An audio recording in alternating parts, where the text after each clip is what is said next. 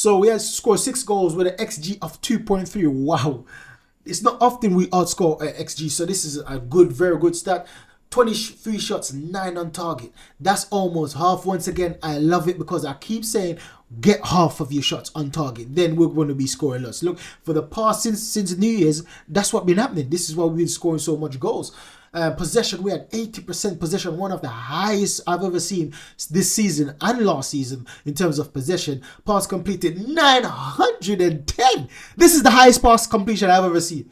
Passes plus as well as completion. This 828 completion. This is the highest pass and completion I've ever seen from our Arsenal team. I can't remember another time when we've passed 900 passes in a match.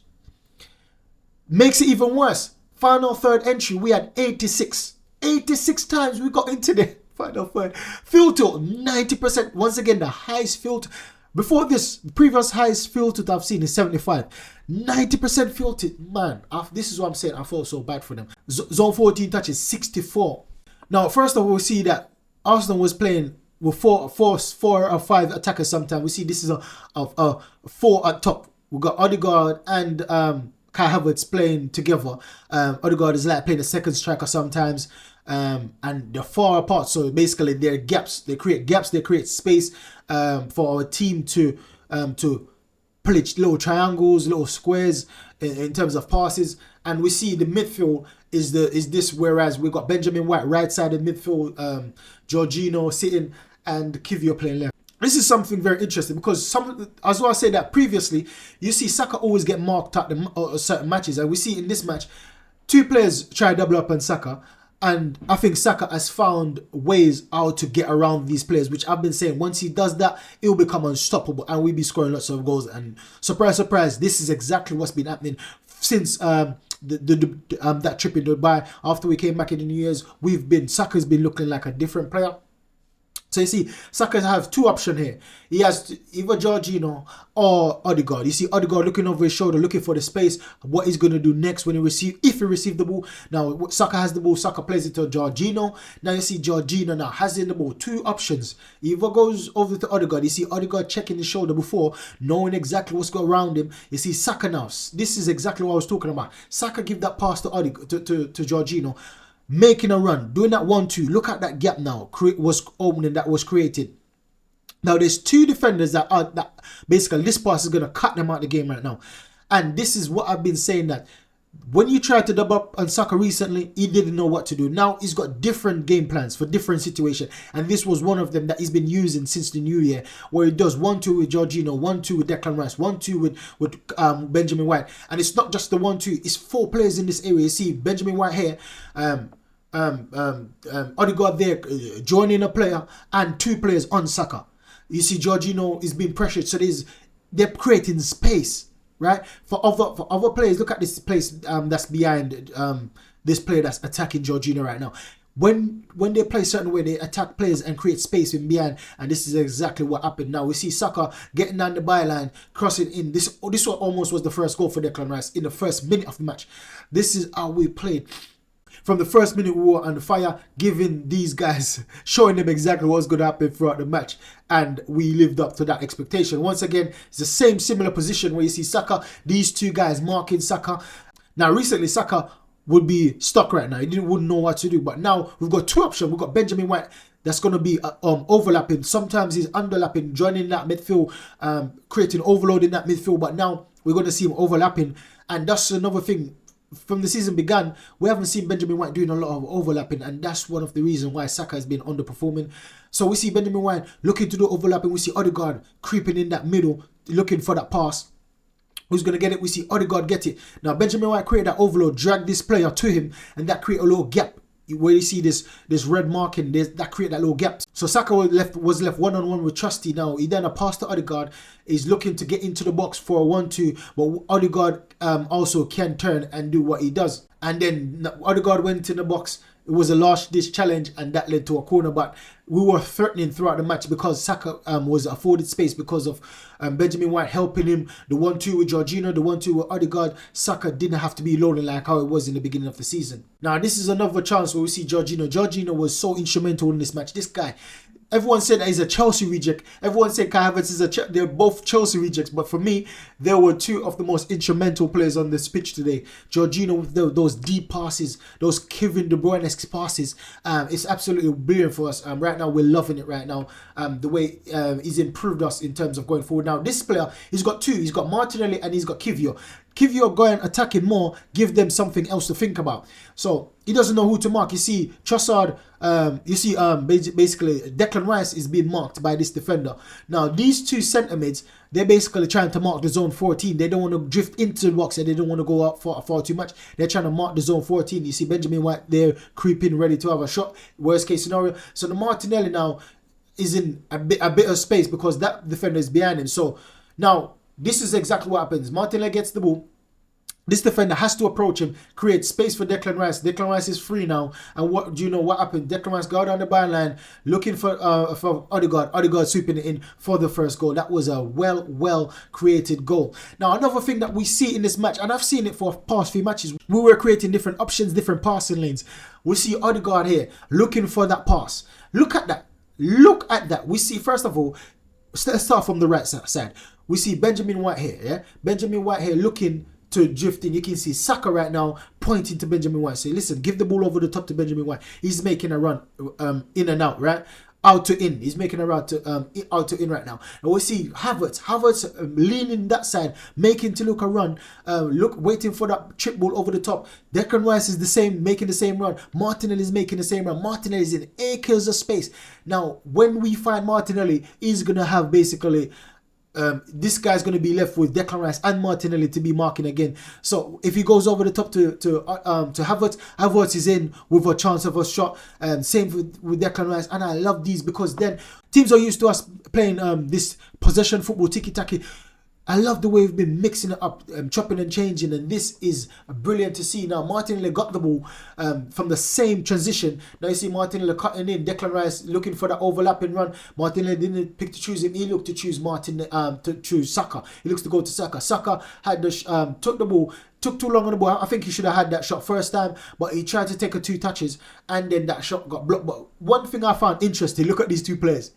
These two players, who are they marking? They're marking shadows. They're looking, thinking like, we're marking Saka. But where is Saka? Saka drift in the middle. Now, that's something I said that I love what Saka's been doing since the New Year once again. Most of these things start happening since the New Year. Saka start drifting inside, starting going in the middle more, starting to create overloads in the middle. And this is exactly why he had the shot today in the middle that got blocked. These two defenders are waiting for him to attack at the back post. You see them in line, in sync. But they're not watching their player. They're not marking their man because Saka drift off from them. Now, once again, look at this. Look at this. Look at this. They've got 6 defenders, right? Behind the ball. We have 6 attackers. Plus, you got Jorginho there and you got Saliba there joining the attack as well. Look at this. Every man. So you see Saka's got his man that he can beat. And now it becomes one-on-one. Saka has got this man one-on-one. He can beat him if he wants. Because guess what? Benjamin White, as what I've said from Reese's analysis, Benjamin White has been playing attacking mid sometimes. He's been playing striking sometimes. And this match is no different. You see Benjamin White looking to break that line. This Trusty now has to be thinking about Benjamin White's run. So he can't be doubling up on Saka right now because Benjamin White is pulling him away. So that creates Saka with that opportunity to attack that defender one-on-one. Odegaard has got his own man. Havertz has got his own man. Declan Rice has got his own man. Martinelli now has got a free space at the back. He's got a man there, but that man is too far from him. If certain things supposed to happen, Martinelli will get that ball with certain situation. So I love these positions that we started to create by overloads. I love the confidence of Benjamin White as well. I love the fact that he's got the confidence to be playing attacking mid or going in striking. We're going to see that led to a goal because of how he's been playing off recent and the position he's been picking up. So in this that we see William Saliba has the most passes. The most progressive passes was Odegaard. Most deep completion Odegaard. Most XG chain Odegaard. So Odegaard had a superb match. He was voted man of the match. But for me, Kai Havertz was my man of the match. Gabriel had the most XG in build-up. Most XT passing was William Saliba. Most XT received is Kai Havertz. Now Kai Havertz for me played phenomenal because one of the things I realized with Jesus and Trossard when they play, sometimes they don't link both sides of the pitch. Sometimes they either link only the right side, and same with Nketiah, only the left side or only the right side. There's not no fluency between the front line of the pitch when these three players are playing in striker. But with Kai Havertz, it's different. Kai Havertz is basically interacting with Jorginho, interacting with Rice, interacting with Kiwior, interacting with Odegaard, interacting with Saka, interacting with Martinelli, interacting with Benjamin. Kai Havertz is interacting with everyone. Now, this is an old-fashioned number 9 for me. He's dropping in midfield and he's basically playing that mediator between all these different players, all these different personalities, all these different type and style of play on the pitch of individual player. He's the one that's been that connector block, connecting individual players together. And man, this is what I'm saying, that we need to understand and identify the brilliance of Kai Havertz. Now, this is something that we noticed, that Jorginho and Kai Havertz had a special relationship at Chelsea and they bring it to Arsenal. Now, this reminds me of the special relationship that Son had with Van Persie. Remember all them different chip passes that Son used to make to Van Persie? Van Persie used to do some one-time finish, and I believe Kai Havertz has that potential. I believe Kai Havertz has that potential because I've seen him when he used to play for Bayern Leverkusen. Some of those passes was a first-time pass over the top. First time shot on goal, first time shot leading to a goal. Sometimes it's on the volley, sometimes on the half volley, sometimes it take a bounce. Sometimes different chances, he took most of them, and some of the times it's balls like this over the top he got on the end of it. Now we see him do a few times for Chelsea, and now we see him bring it to Arsenal, and I love it. It's not just because I've seen it with Saka making runs, but Jorginho is brilliant at this. This is something I give Jorginho. And even Partey came on. He didn't do well, but even though he came on and done some bits, what I was most impressed of is the fact that he tried to do some of these passes. Some of it actually came off. Remember one with Trossard. Trossard was he's a bit too short, so his legs are a bit too short, so he didn't get to the end of it. I see him done a few for Havertz. So both of them that plays deep, we see Jorginho doing it and being successful about 4 or 5 times in the match. Sometimes to Declan Rice, sometimes to Havertz, sometimes to Saka, sometimes to Martinelli. Even Odegaard, I've seen him doing it once too. And even Benjamin White got one of them. And I see Partey, when he came on, he tried to do the same thing. So you see that's a philosophy that Arteta is embedded into the deep line midfielder. And if it's Jorginho that plays there, he's going to have that mentality to do that most of the time. If we want to change up the way we've been playing, and Partey has the same mentality. If Partey comes on or if Partey starts, if we're playing a certain tiki-taki way, how we can get the different dimension of attack is to do that ball over the top. Kai Havertz is always making that run. Once again, we see the same thing. Now look, you see Kai Havertz making that run. The defenders are under their heels. They're not turning to face to basically see that run. This guy is pointing to his centre back, saying that you pick him up, and the centre back is basically flat-footed. He won't be able to turn in time to get to Kai Havertz, and that chance actually led to a shot on goal. We see that.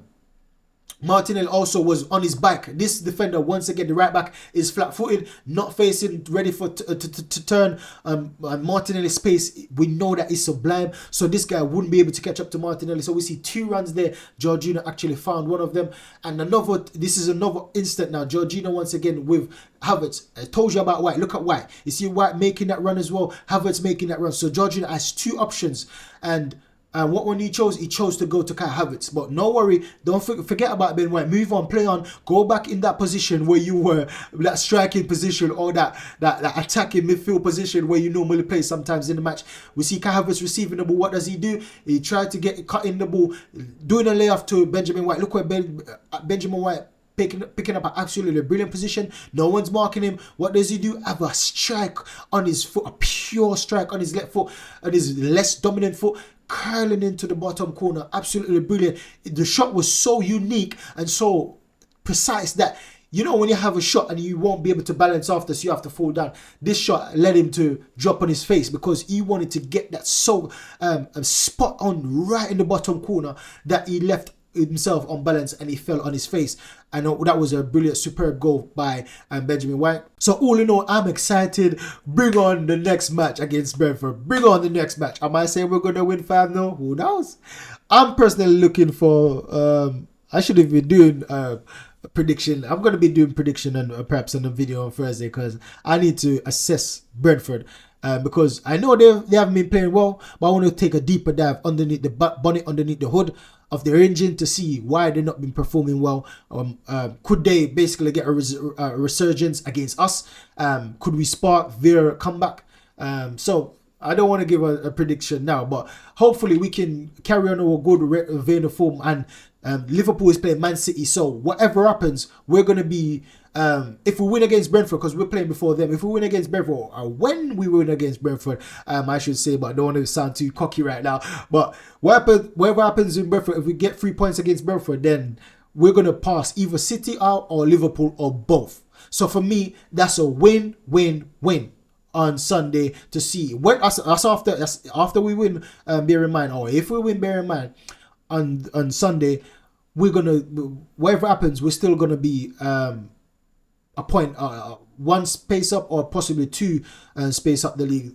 We could even go first place if it's a draw. So that's the video, guys. Make sure you like, subscribe, and share. Help me on my journey to 1,000 subs. Thanks for your support. I appreciate it so far. Thanks for all your comments. Thanks for all your likes. Continue to share. I see you've been sharing. Continue to share. Continue to support.